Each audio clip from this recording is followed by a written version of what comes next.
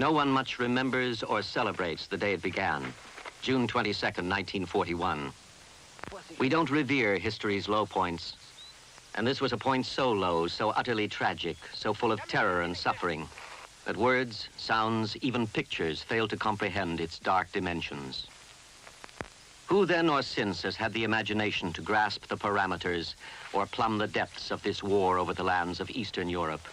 The raging hatreds, the appalling indignities, the terror, the killing, the slaughter of more than 25 million of the world's people.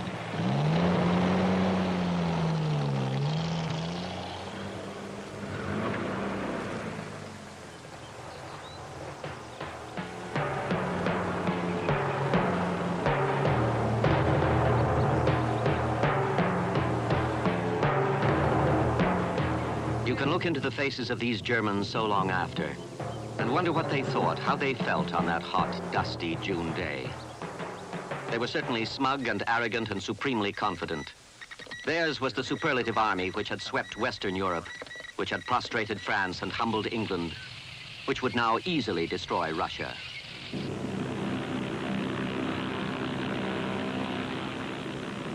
They could not, would not know that this last glorious dash for victory would descend into a nightmare which would last 1,400 days and bring Russia to the steps of Hitler's bunker. This was to be a war fought without compassion or soldierly honor, a titanic struggle in the murky atmosphere of kerosene and cordite, in choking heat and flesh-killing cold. A war which would soak the earth with the life's blood of nameless millions and warp and twist the very souls of those who survived. This was the Russian-German War.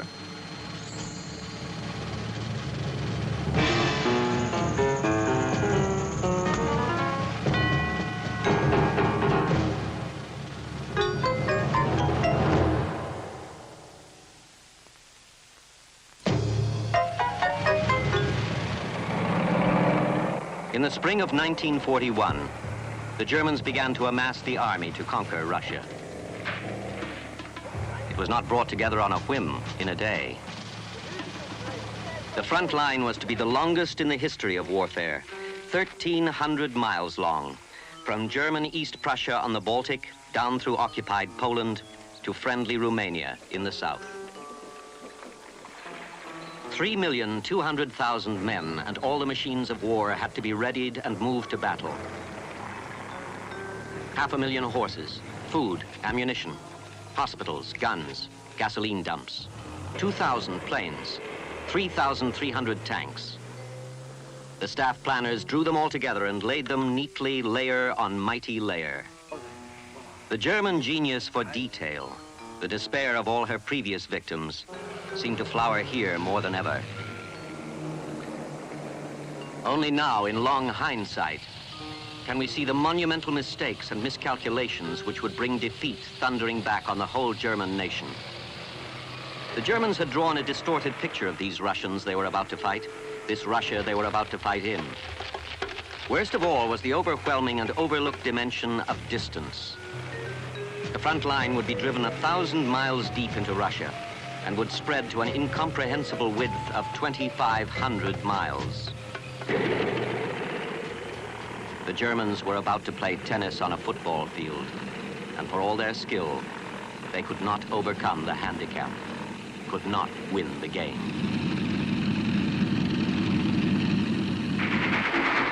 The last Berlin-Moscow express made its way over the bridge at Brest-Litovsk, innocently, peacefully, a final ironic twist to the prologue.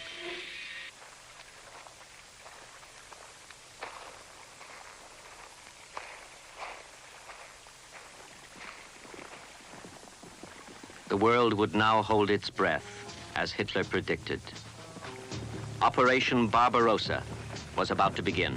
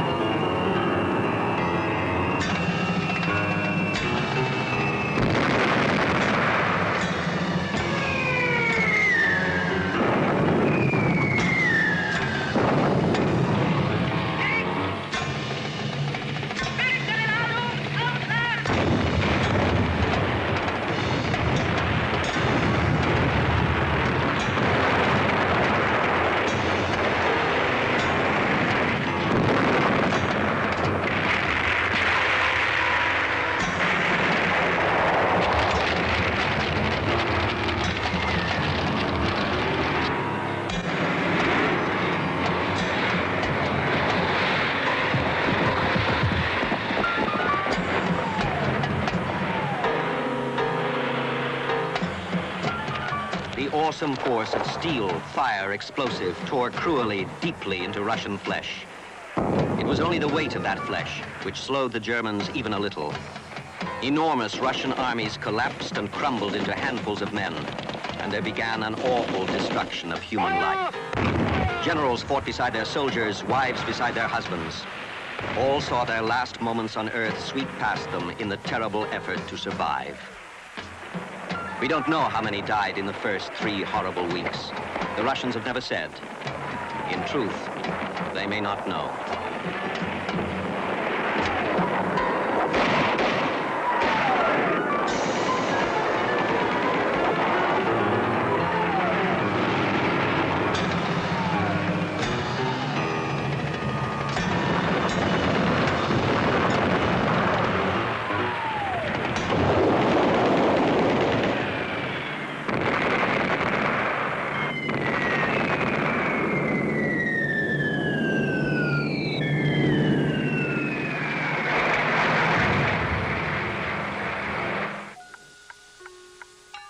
In the German capital, that June day broke fresh and clean with the smell of green in the air.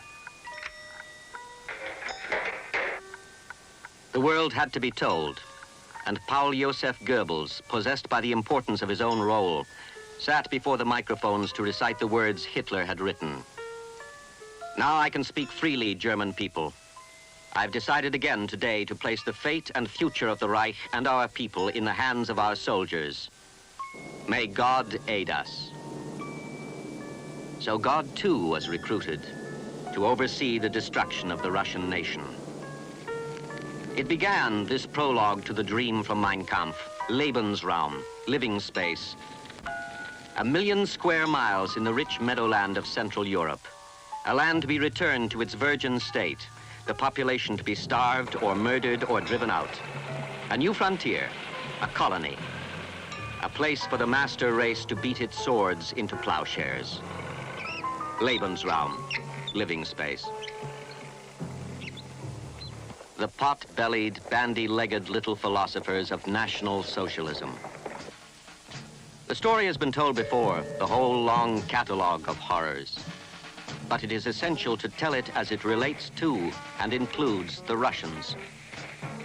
Hitler, of course, was the personification of Nazism. He was the one who gave Germany back her self-respect and imposed a discipline and sense of purpose which excelled anything she had ever known. Not everyone embraced the man or his unforgiving philosophy. The Jews were not given the opportunity. 130,000 others resisted too much and were beheaded, hanged, or shot. This man could speak, and speak in a way which would send the blood racing. It was he who defended Germany against the malignant attacks on her psyche and brought the whole nation leaping up in an obscene but stupendous display of pomp, banners, and bunting.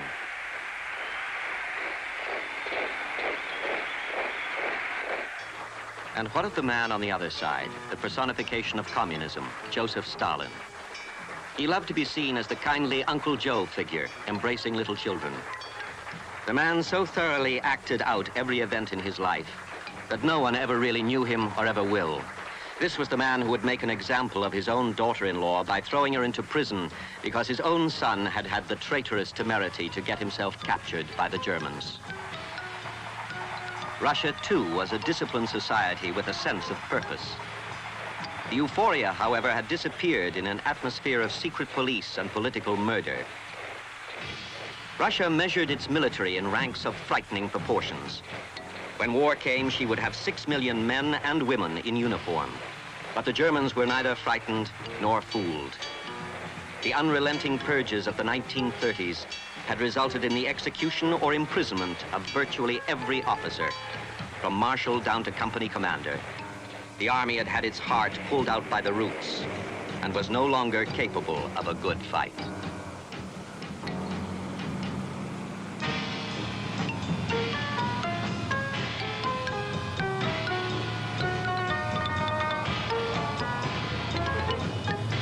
The Russians and the Germans had got along together as mortal enemies often get along, through sheer cynical necessity.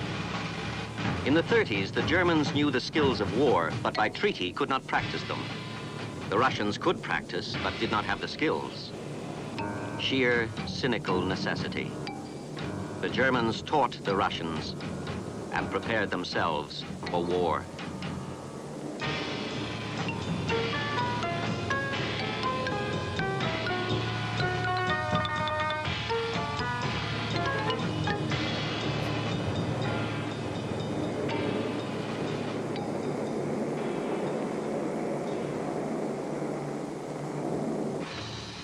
Stalin and Hitler ruled with almost absolute power. Absolute enough to deny any man his ultimate right, the right to life. Stalin busied himself consolidating power. Hitler felt free to strike beyond his borders. He looked first to Austria, the other German-speaking nation. He began to play a risky, careless game of capitulation politics. Austria fell into his arms with barely a whimper. It happened so swiftly, so easily, so neatly, that even Hitler must have been surprised.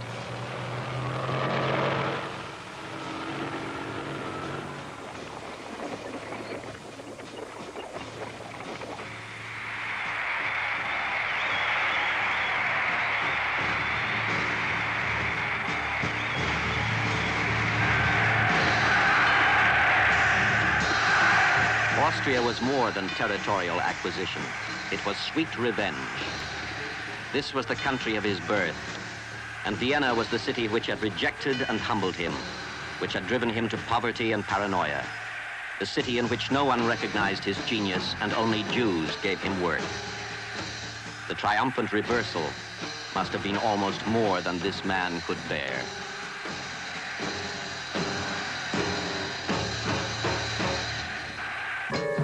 It is still difficult to comprehend how it came to this. How this man could first hold a nation enthralled and then grip a world in fear. He was very nearly called not Hitler, but Schicklgruber. Herr Schicklgruber, Heil Schicklgruber. Morose, petulant, neurotic. By turns ill-tempered and charismatically charming. He dared do things others dared not think. His triumph should have been complete. But the man had caught a vision of his own infallibility, and this was not to be the end, but the beginning.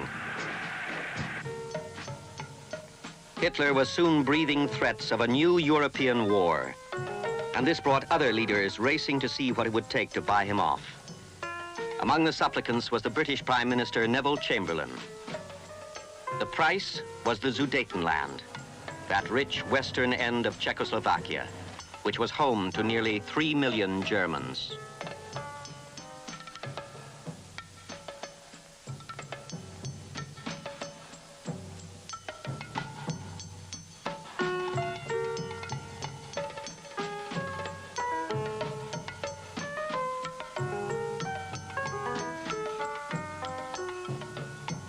There was some pushing and prodding to see how far Hitler intended to go, and then all parties signed the infamous Munich Agreement, all parties except Czechoslovakia, which was not invited. When the Czechs protested the loss of so much of their tiny country, the British, with irritation, protested that the Czechs did not understand how difficult the negotiations had been for the big powers.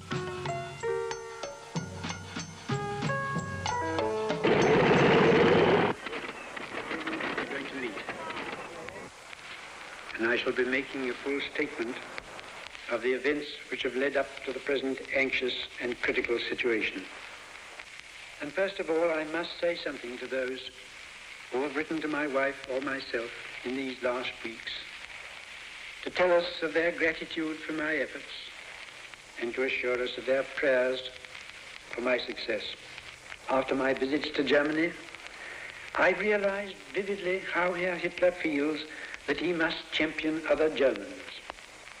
He told me privately, and last night he repeated publicly, that after this Sudeten German question is settled, that is the end of Germany's territorial claims in Europe. There were no kind words for Czechoslovakia, no sympathy for the 800,000 Czechs who were driven from their Sudeten homes without compensation or compassion. The first refugees were now adrift in Europe. No one in these cynical, save-your-own-skin times cared that the only democracy Central Europe had ever known was now nearly lost. Instantly, the Russians could feel the Germans coming closer, eliminating the countries between the two borders. Stalin could sense that British word of honor had lost its currency, and the balance in Europe had shifted suddenly, drastically. Britain was accused of wanting to push Germany into a war with Russia to save herself. The accusation was painfully close to the truth. Months later, Hitler entered Prague, triumphant. Slovakia had been proclaimed independent. Poland and Hungary had hacked off parts of the little democracy for themselves, and the German dictator had come to save the remaining Czechs from themselves.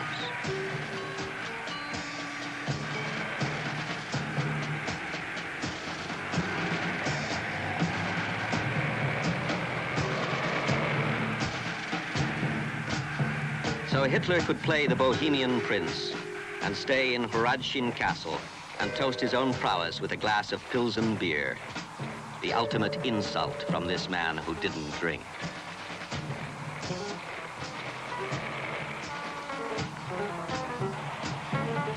With the death of Czechoslovakia, Britain's will stiffened, and Chamberlain rushed in to guarantee the peace of the next intended victim, Poland.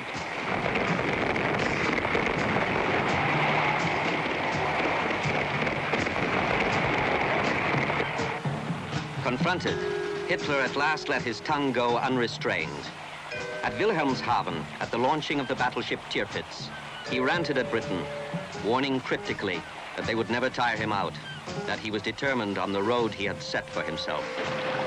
Only he knew how long that road might stretch.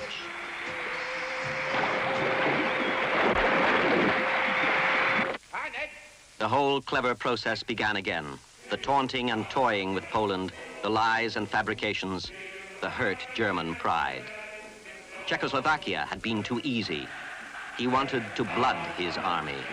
He was not prepared to accept capitulation, no matter how eagerly it was thrust upon him.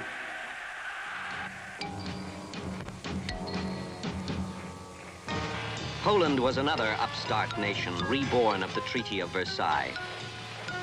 The hapless, opportunistic, comic opera generals who ran the country were blindly rooted in the 19th century. Blind or not, they could sense the shadow of Germany fall over them.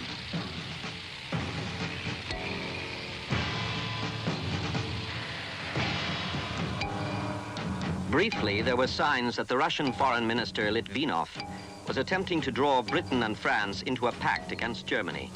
But then suddenly, Litvinov, a Jew, was replaced by Molotov. The Russians knew this business of realpolitik almost by instinct. They believed the worst of everyone and were seldom wrong or disappointed. They knew Russia was on Hitler's list, but they also knew that he couldn't fight everyone at once, that he had to make an accommodation with someone. That someone might as well be Russia as Britain and France.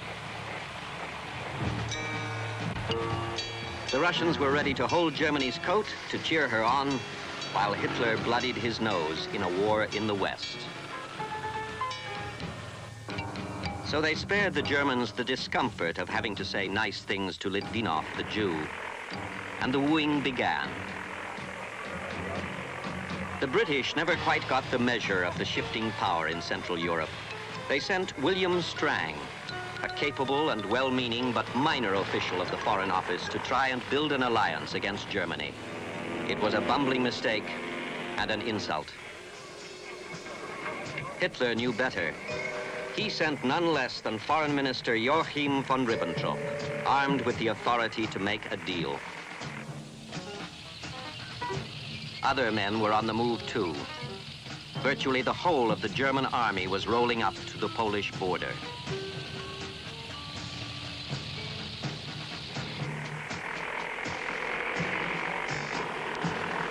In Moscow, Ribbentrop and the Russians passed swiftly through the trappings of protocol and set to work on this extraordinary business.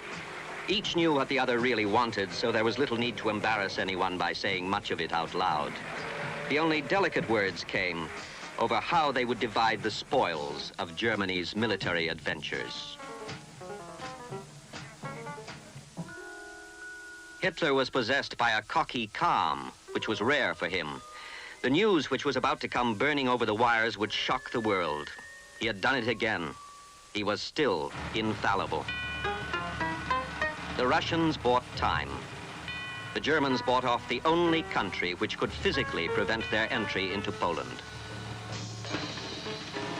So the gates on the Polish border went up and the pretenses came down. No one needed now to say any more or any less than what he really meant. This was war, the Second World War. A war which would kill 50 million people. A war which would put on exhibition hatreds and cruelties, which would challenge our worst imaginings of the dark past. Now would thrive the armorers and every executioner and murder-bent psychotic in the whole of continental Europe.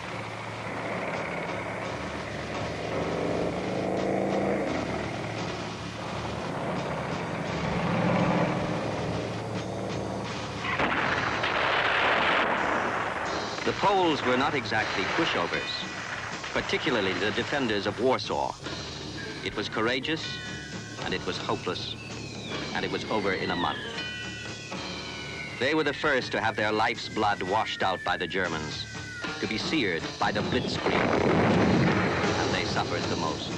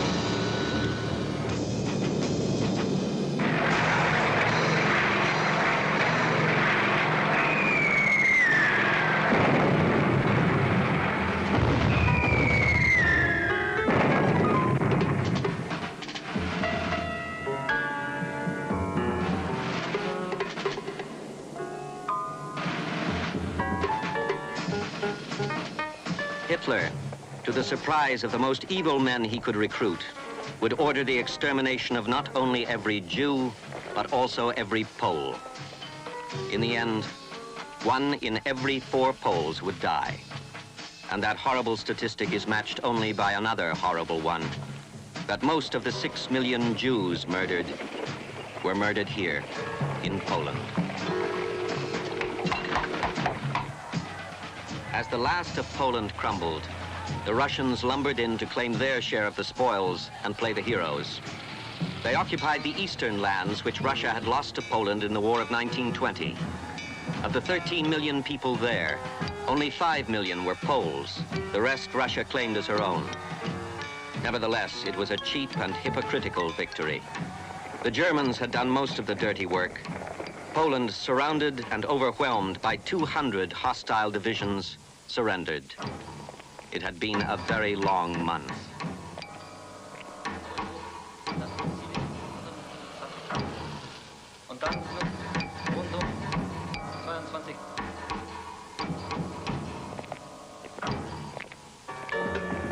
The Russians alone sent 1,692,000 into slave labor. In the few but long years of the war, the Russian and German armies swept through parts of this country 4 times. Each time, the population was carefully picked over for new victims. As Hitler looked down on his prize, he visualized an appalling future of unthinkable horror. The country was to become the dumping ground for the Jews. Respectable German businessmen would submit tenders to him, outlining the most efficient ways of killing these people. The Poles he would debase and declassify as human beings before he would systematically murder them. He would ban the Polish language, and even the words on tombstones would be erased. He would make it a crime to educate children beyond the ability to count to 10. He would forbid Poles to ride in taxis, enter parks or railway stations, carry canes or wear felt hats, or have their teeth filled with gold. This chaplain-esque little corporal was now the hero of the once timid generals who had been afraid of this Polish adventure. His Russian allies were smugly delighted by the dividends of this new pact with the Germans. They had come to the trough to feed with the Nazis, thinking themselves the clever ones, the ones who had put it over on the little dictator from Berlin.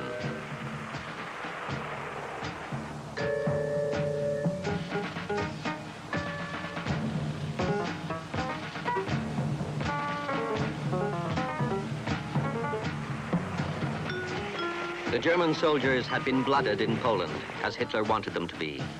Yet these men now revered the Führer more than anyone. Now they felt themselves invincible, just as Hitler said they were. He had left the front line in the West almost untended while he defeated Poland, knowing the British and French would hardly fire a shot the whole time. The man was uncanny. He was right. He was always right.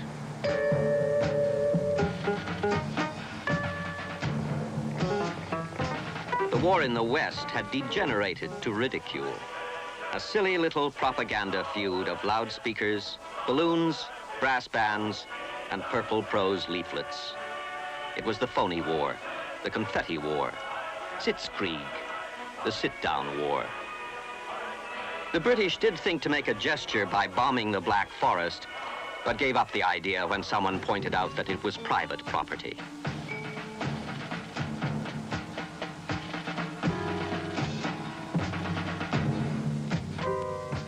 The destruction of Poland told its lessons in Russia.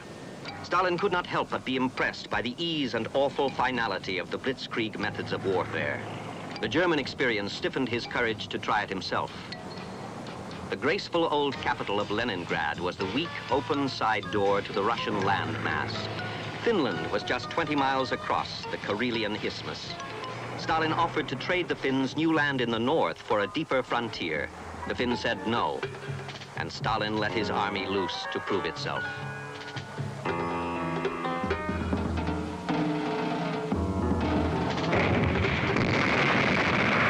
The defeat of Finland should have been easy. The Russian armies were counted in millions of men. The Russian Air Force was as big as all the other air forces in the world combined. True, the Finnish cities began to collapse in that same nightmare of high explosives. But the Russian blitzkrieg was not a blitzkrieg at all, but an uncoordinated, uncertain, ill-timed lumbering of a clumsy bear. The Finns fought with skill and bravery. Nearly all of them were equipped with good, light, automatic weapons. They could speed across country and surprise their enemy with a skill which disheartened the Russians. Stalin had picked the time to strike, and he had picked the wrong time. Winter.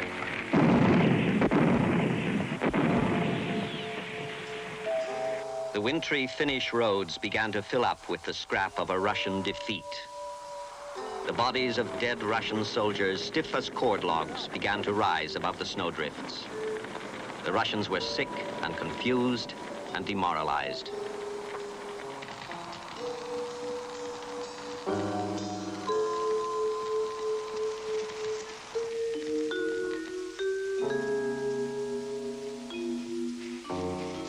The Finns were heroes. With pluck and courage alone, they had lifted the Western powers briefly out of their depression.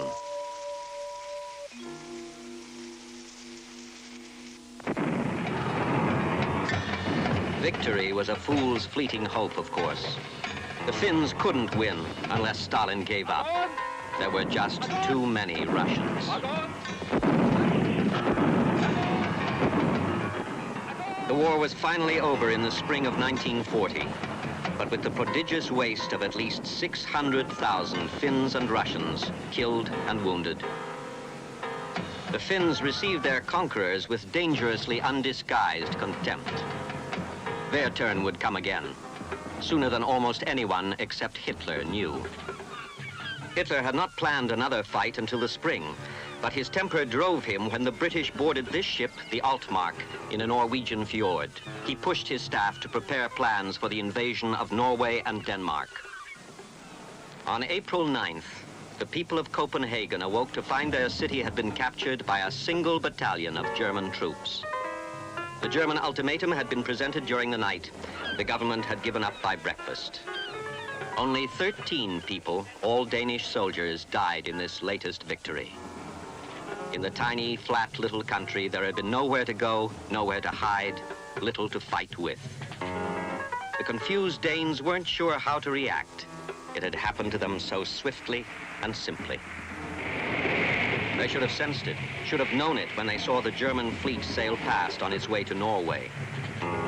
Norway had received her ultimatum at the same time, but King Håkon and the government had refused to give in and had fled into the mountains.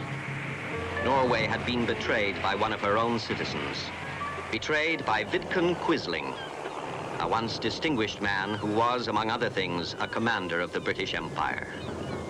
He had plotted to let the Germans in to seize the ports and airports. The Norwegians awoke to find the guns already at their heads. But wherever they could, whenever they could, they fought back. They sank nearly half the German fleet, including the brand new battle cruiser Blücher. They gave Hitler his first real scare.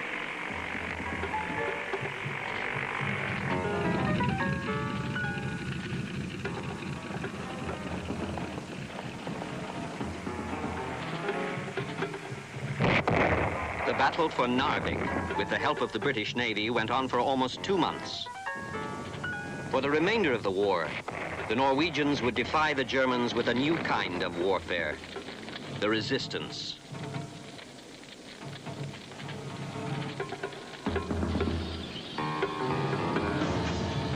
That spring, Hitler brought the roof down on the whole of Western Europe. His gut-hard soldiers came plunging down from the skies to plunder and destroy. First Holland, Belgium, Luxembourg, then France and Britain.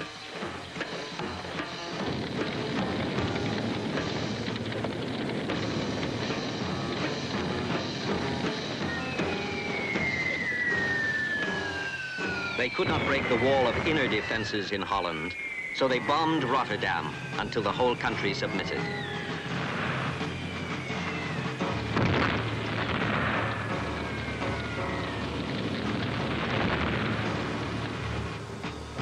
The mass of the German army appeared to do exactly what the British and French expected them to do, to wheel right through Belgium and come up against the fortifications along the Dyle and Meuse rivers. The British and French abandoned their own defenses and moved confidently up to the same line. Then, one of the most stunningly brilliant surprises in the history of warfare. The Germans went not to the right, but through the center, right through the Ardennes forest, right through the French army, right through to the Channel coast itself. An enormous, mobile army of unforgiving strength, weighted at its tip by 7 armored divisions, trapped the British, the French, the Belgians against the sea. And then, one of warfare's most confusing surprises. Hitler stopped his panzers 20 miles short of the prize. Why? Only the most incredible explanation seems the right one. He was so stunned by his own success that he couldn't believe it. He had an attack of nerves and feared a trap.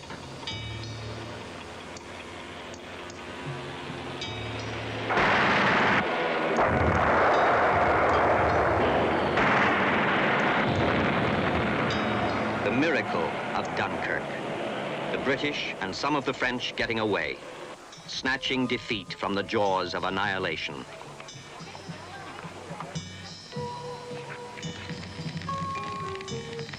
France collapsed.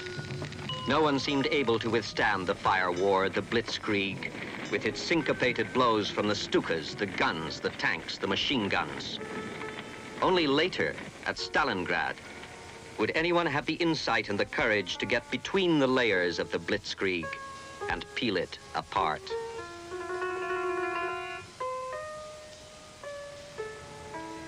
Paris fell on June the 14th. France, the noble old lady, had been knocked to her knees and she was too tired to get up.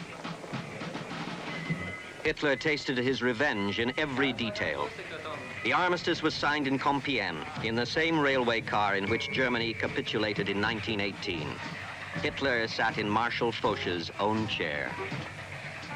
What would this man do now? He was one of the great conquerors of history. Surely he would retire to his eyrie at Berchtesgaden and gloat on his own image.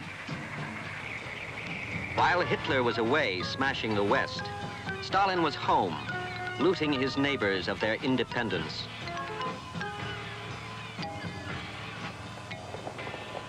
He issued ultimatums to the three inoffensive little countries on the Baltic, Estonia, Latvia, and Lithuania. When Estonia accepted, he said her acceptance was unacceptable, and he occupied all three.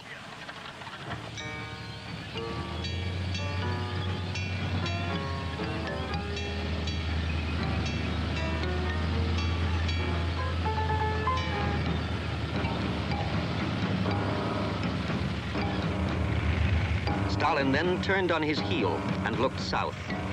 He claimed Bessarabia and Bukovina from Romania. There was a great show of tanks and paratroops, none of it more than puffery. Romania, on the advice of Germany, gave in and gave up the land.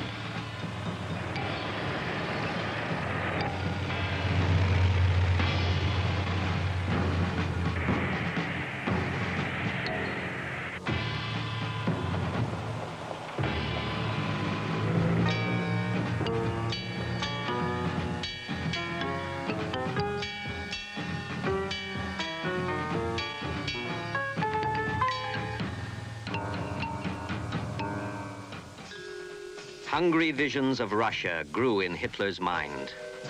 But first, he had to tidy the map of Central Europe. If the RAF could get at the Romanian oil fields from Greece, the mighty German armies could be brought to a dry tank stop in weeks. The generals and the diplomats set to work again. Romania, already foreshortened by the Russian acquisitions, had further slices hacked from her flanks to satiate Hungary and Bulgaria. Hungary, in particular, was content to nestle in the German shadow and feed on the spoils. What remained of Romania fell easily into German influence. Hitler's friend, General Antonescu, was happy to reign over the bony carcass. So with 680,000 German troops streaming into the Balkans, Hungary, Romania, and Bulgaria were secured. Yugoslavia and Greece remained. The land grabbing had brought the Russians and Germans border to border, and the Russians were not amused. Molotov flew into Berlin, his mood as dark as the day. Ribbentrop tried to prime his imagination with visions of dismembering the British Empire. Molotov swept aside the British Empire. What was Germany up to? Russia wanted to know, and she wanted to know precisely. Hitler arrived.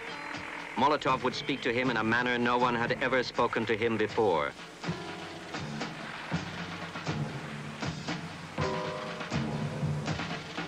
Hitler, paralyzed by the need to hold his temper, went to bed in a rage. There was no restraining that vile temper in the spring. He had just brought Yugoslavia to heel with the well-tried formula of threats, ultimatums, and capitulation when the government in Belgrade was overthrown. The Yugoslavs had little time to celebrate. In a fit of anger and hatred unmatched by anything his Nazi cronies had ever seen, Hitler launched Operation Punishment. He gave the General Staff hours to prepare the Blitzkrieg. In days, the Luftwaffe fell upon Yugoslavia and Greece. Belgrade collapsed in clouds of mortar dust, and 17,000 died without a gun to defend them. In 3 weeks, the swastika flew over Athens. The oil fields were safe. And now it was Russia's turn, and the Russians knew it. The Russians had already made most of the mistakes which would nearly cost them their country. Now they busied themselves making some more. They moved out from behind the Stalin line, a formidable wall of fortifications which had been under construction for years, and moved forward into the occupied countries to begin building anew. The fresh trenches would function as little more than graves for the men who dug them. On paper and in Red Square, This army looked as capable as that of the Germans, larger, much larger. But it required only cursory military intelligence to know that the Russians were turning their slave camps upside down to find officers, any officer who knew enough to shout a command. Industrially, this country was not only capable, but ingenious, contrary to all the Western propaganda of the time. Russia did have more of things military than any other country, and yet most of it was obsolete in the spring of '41. But the best tank of the war, the T-34, was already rolling off the assembly lines. There were new planes and guns and even rockets, something the Germans didn't have. But where were the skilled men to wield these battle-winning instruments of war? When the Germans fell upon them, some tank drivers would have as little as 2 hours training, some pilots less than 15 hours in the air.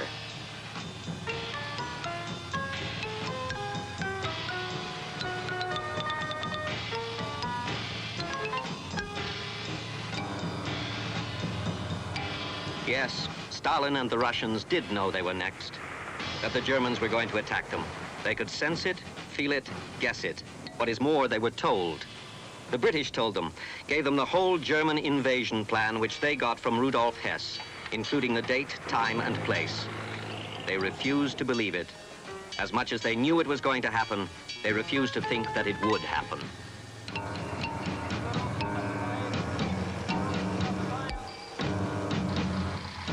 Repeatedly, they thrust badly needed raw materials upon the German war machine.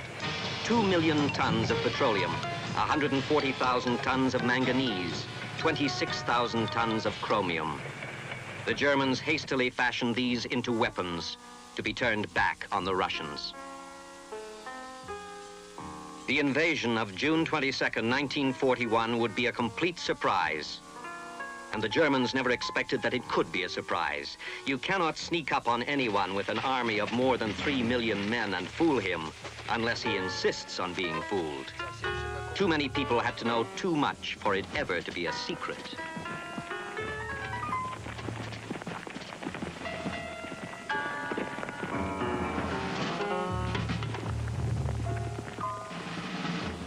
You have only to kick in the door, Hitler said, and the whole rotten structure will come crashing down.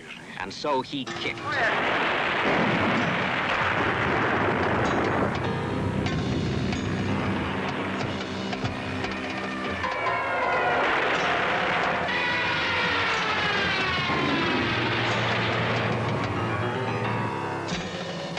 By noon of the first day, the Russian airfields looked like scrapyards.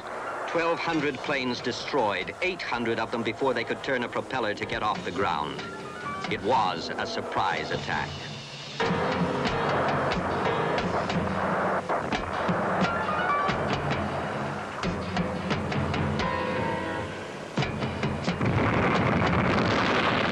The great panzer armies stabbed in and fanned out as fast as the tanks could travel.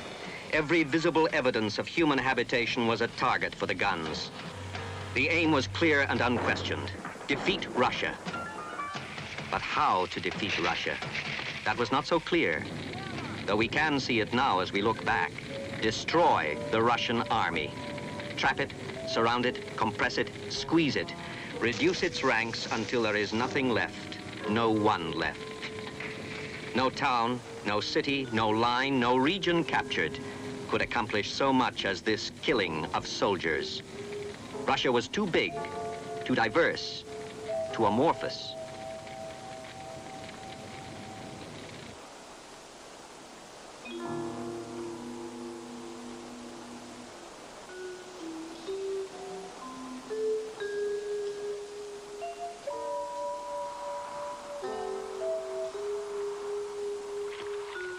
Stalin made it a crime to surrender. It didn't prevent 1 million men giving up. Wives, mothers, fathers, children went to prison to pay the penalty. The Germans caged their captives and starved them to death.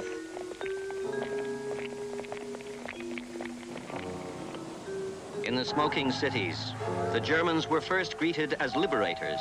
These were occupied lands. This was not Russia, and these were not Russian people.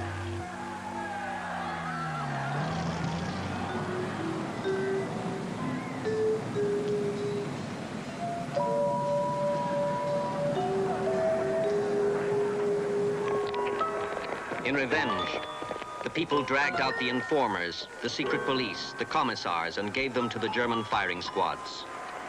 The Germans could have shaped this hatred into a powerful force against Russia. Instead, they had a second conquering army follow the first, the Einsatzgruppen, the execution squads. Psychopaths and misfits came crawling out of every dark hole in Germany to worm in among these people. They would form one of the most evil and obscene collections of men the human race has ever known. They would swiftly turn this hatred for Stalin and the Russians upon themselves, Hitler, and everything German. The ordinary German, the soldier in the army, spared no thought for this cruel business taking shape behind him. The Russian army was ahead of him, and it had to be fought, had to be destroyed.